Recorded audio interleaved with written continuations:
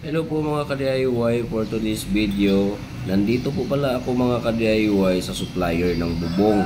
Kasi po pipick upin ko po dito yung mga in-order kong end flashing at saka wall capping.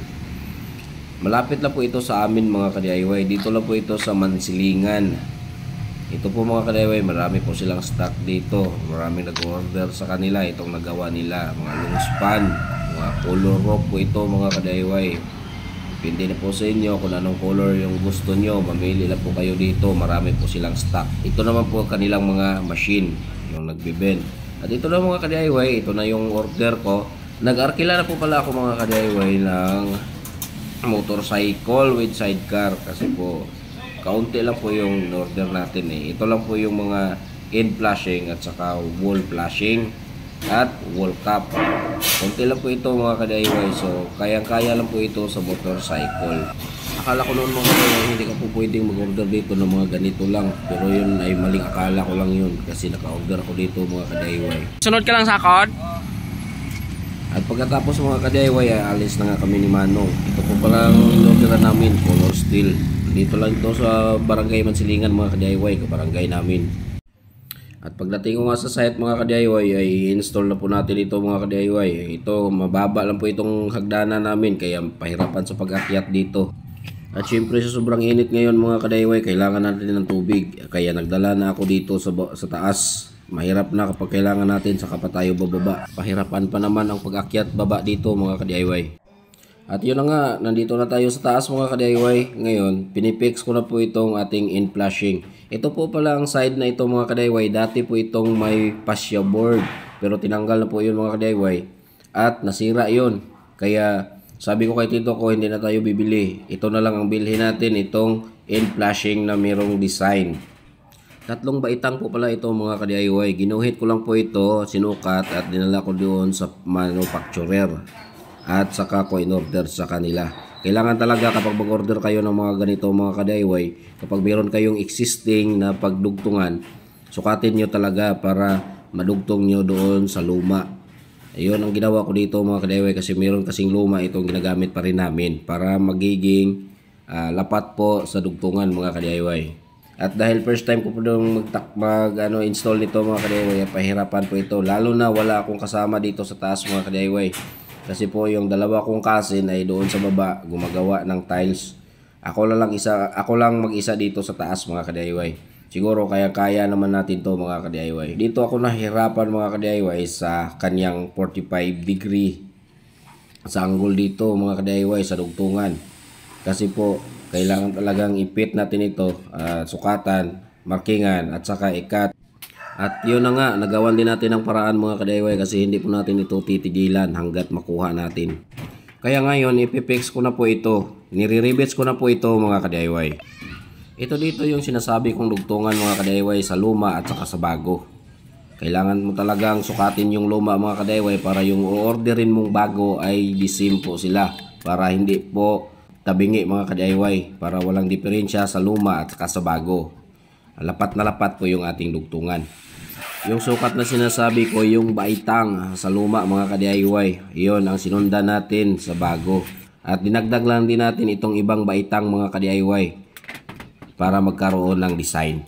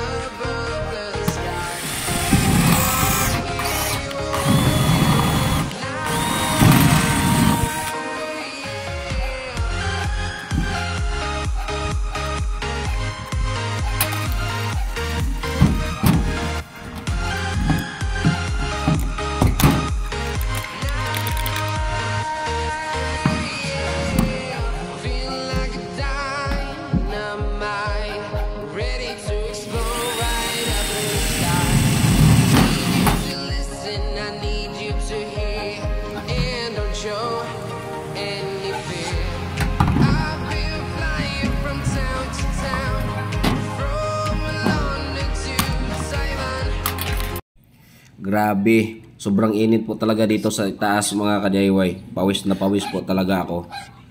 At lalo madulas yung yero mga ka-DIY, lalo akong nag-iingat dito sa itaas kasi mag-isa lang po ako dito mga ka-DIY at sobrang dulas pa. Kaya pinawisan talaga ako ng husto dito mga ka-DIY. Ang weather ngayon ito, tirik na tirik po yung araw. Sobrang init po talaga. At matapos kong ma-fix po pala itong in flashing mga ka-DIY, dito naman tayo sa wall flashing dito sa baba. Step by step lang pong ginagawa ko dito mga ka-DIY kasi pagkatapos po natin dito sa wall flashing, doon naman tayo sa wall cap. At ayun nga, pagkatapos ng matinding init, inabutan tayo ng ulan at hindi na ako bumaba mga ka-DIY kasi pwede na naman tayong sumilong dito sa ilalim. Ito po palang tinabas ko mga ka-DIY, ito po ay wall cap. Idugtong ko po ito dito sa wall flashing. Hindi na po ako nag-order ng isa pang wall flashing kasi mayroong sobra yung wall cap para po makatipid po si Tito. Kaya tinabas ko na lang po ito. Kaso sobrang hirap mga ka-DIY kaya gagamitan ko na po ito ng grinder. Mahirap po magtabas ito mga ka-DIY kapag ganito lang gunting ang gagamitin natin. Hindi tayo kumpleto sa kagamitan mga ka-DIY sa pag-roping kaya nag-iisang gunting lang po itong ginamit natin kasi nag-DIY lang naman tayo. Kaya gagamitan ko na po ito ng grinder mga ka-DIY. At sa pag-grinder nitong manipis mga ka-DIY ay mag-iingat po tayo kasi mahirap na mga ka-DIY, baka madisgrasya tayo. Kasi kapag magkaroon kasi ng misalignment mga ka-DIY, madaling tumalsik yung ating cutting disc o mabasag. Baka tamaan tayo mga ka-DIY, mahirap na. Hindi ko po pala sinagad ang cut nito mga ka-DIY. Nagtira po ako ng 1 inch para tutupiin ko po. Ito po kasi ang nagbibigay tibay sa aging nito mga ka-DIY. At ito na nga, tinupi ko na. Gamit lang po itong ating plies. Kailangan po talagang tupiin ito mga ka-DIY para hindi po baluktot. Para lapat na lapat po sa wall itong ating wall flashing or wall cap na ginawa nating wall flashing.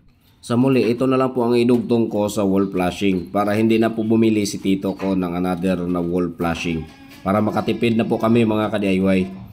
Hindi man pantay ang sukat nito pero okay lang yun mga ka-DIY. Hindi naman po ito visible kasi nandito naman po ito sa taas mga ka-DIY. Hindi naman po ito makikita doon sa baba. At yun na nga mga ka-DIY. Ngayon, susukatin ko naman dito yung sukat na kailangan lang natin. At dito meron kasi itong special cut mga ka-DIY. Ito po ay Visa Pi cut. Ito na yung sinasabi kong Visa Pi mga ka-DIY. Ito lang pong ginagamit kong steel tip measure natin. Gamit kong pang guide para sa ating ikakat. Matuwid din naman ito mga ka-DIY. Ito po ay para-paraan na lang po mga ka-DIY. Kaysa maghanap po tayo ng kailangan nating guide na matuwid talaga na hindi bumabaluktot. Ito na lang kaysa bumaba pa tayo. Okay na ito mga ka-DIY. Ito na, ikakat ko na nga.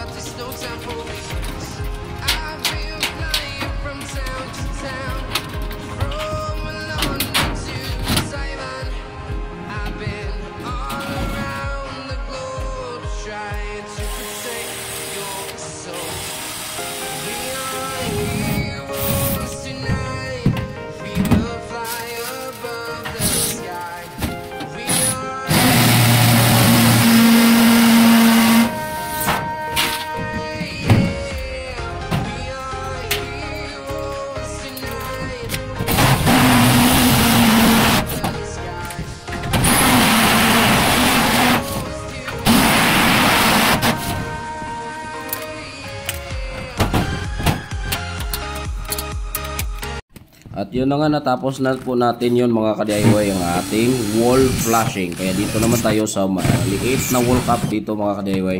Dudugtungan ko lang po itong existing na wall cap. Isa rin ito sa sinasabi ko mga ka-DIY na kailangan nyo talagang sukatin kapag mag-order kayo ng pangdugtong. Kagaya nitong ginawa ko mga ka-DIY, nagsukat po ako dito. At yun ang in-order ko doon sa gumagawa ng mga wall cap at mga roofing. Ayan. So ito mga ka-DIY po, putulin ko po ito at idudugtong ko po ito dito mga ka-DIY para sigurado na po talagang wala na po itong tagas. Kaya ito yung World Cup ang sinasuggest ko sa kanya kasi maganda talaga ito mga kadayway, lalo na boundary po ito dito. Yung kabila kasi mga kadayway, iba na po yung may-ari. Ganyan talaga kapag mga maliliit na subdivision mga kadayway, yung bahay ay kumpul-kumpul po, dikit-dikit. Ayan.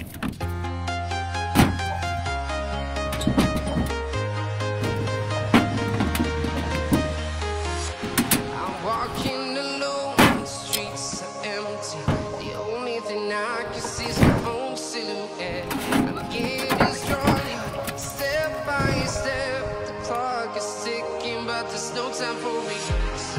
I've been flying from town to town, from London to Taiwan. I've been all around the globe trying to protect your soul. We are heroes tonight. We will fly above the sky. We are heroes tonight.